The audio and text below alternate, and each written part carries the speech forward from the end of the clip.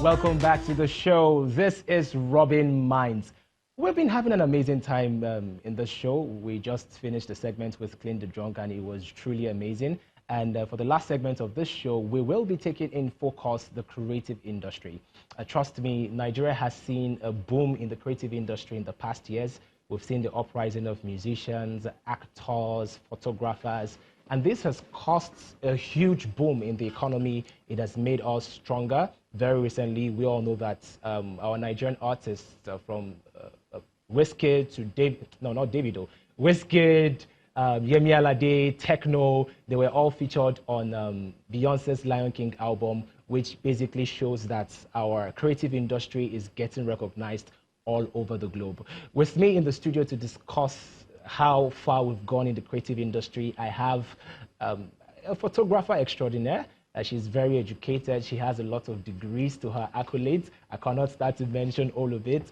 She is also the former Oyo State Governor's official photographer. She's a certified international documentary photographer. Ladies and gentlemen, Tolani Alli. Welcome to the show. Thank you for having me. Wow, I like your dressing. Thank you. What's going on? I wear this hat all the time. It's like I wear it everywhere I go. It just became a thing, and everyone just called me the hat, and I just took it up and. So now the brand is the hat. The hat, exactly. Fantastic. Yeah. So you were a former photographer for the Oyo State Governor. Yeah. How has that journey been, being a former photographer for the governor, and right now you're doing your own thing, you're pushing photography to the next level.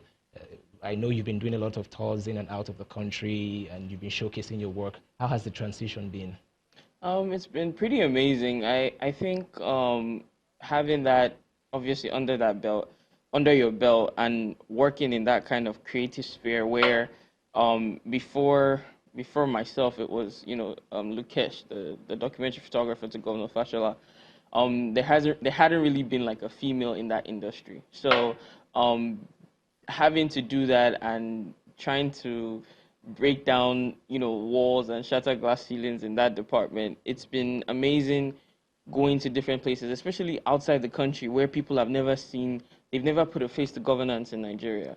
So being able to see imagery and storytelling of how and what governance looks like, it's so amazing, and they're so appreciative of it, because before this, what they knew was Obama and Pete Souza, right? But now they're able to see what it is like in Africa. Like you don't have a drummer playing in the same place a governor is, or you don't go into a place where it's all beautifully decorated today and then tomorrow you're in the grassroots campaigning. Like they're just two different worlds here in Nigeria, which is beautiful, and that's part of our story, right? Yeah. And that's been really amazing, because I've seen that telling our story, right? You spoke about how Wizkid and Yemi Alade and Burna Boy were on Beyonce's album, right? But it's more about our story, right? Africa has a global industry. Like, we really don't know how we're perceived outside. Yeah. Oftentimes people try and come in and tell us what we should look like, or what we should sound like, or what they think we are.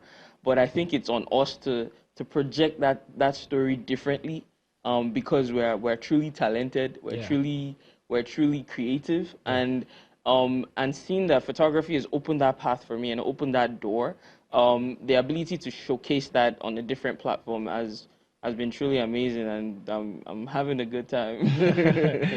Great. Yeah.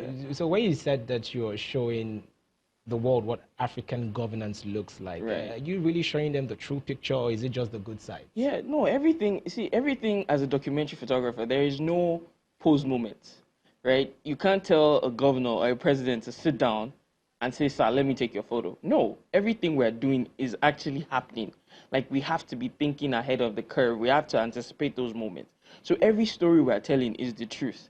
There is no black and white, because when people come and they come to your government house and they see the way things are, and your pictures don't depict what you're showcasing, they start to ask you questions. Even internationally, you can't submit photographs for like awards if there is no truth to it, right? Normally they would put fraud on your name. So impressively, that's what I'm trying to say. Like, I remember discussing with Pete Souza last year, who was President Barack Obama's photographer, and he was talking about how they can't do what we do. Like, you know how, they have like a structure, they have a time, they have everything. Like, oh, this is what is gonna happen. They know what's happening 20 weeks from now, right? But in Nigeria, there's a whole different ball game because our structure is different, our setup is different, our culture is different, right? So we showcasing that, they see the beauty in that and they truly appreciate it.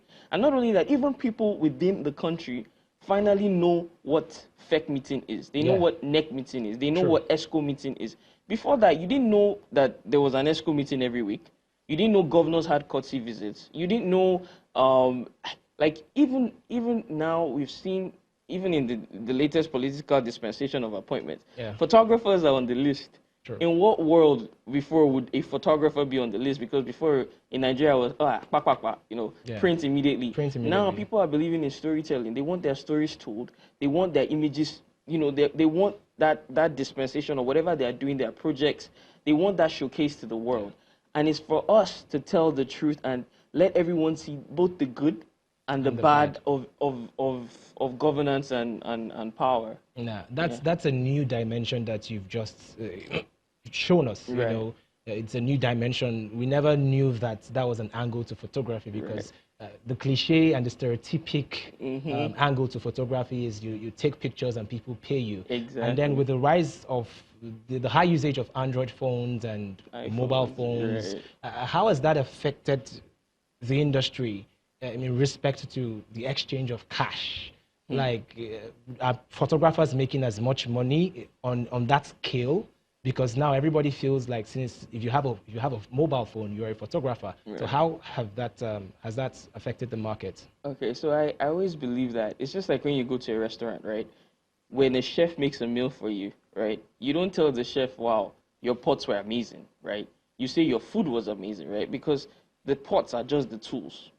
And that's the same thing with the cameras. Like, of your iPhone, your Android, your camera, everything is just a tool. I really believe that the art is truly in your eyes, right?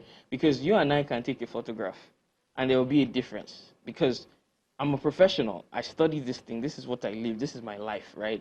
And you have someone, you're just taking, let me take this picture, right? And I think you will know the true from like people who are just doing it as an everyday thing, and it hasn't really affected the industry, because one of the things that mobile phone provides is that immediately you can have it, but you always want quality. You always want the best, because at the end of the day, when you spend the money on your wedding, what's left?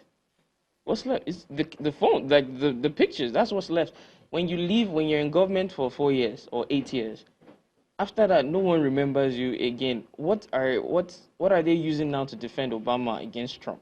It's the imagery, right? If a governor comes and says, oh, a governor didn't do this, the governor can say, well, I have the picture of this, and this is what happened. So imagery, right? I think quality is always going to be better than quantity, no matter how much you want to break it down. And I believe that with everything we're doing now in the creative industry, I think the value of photography is growing higher. People are starting to value us more. People are starting to see the need for us, why we're necessary, and why they need us to tell the story as professionals.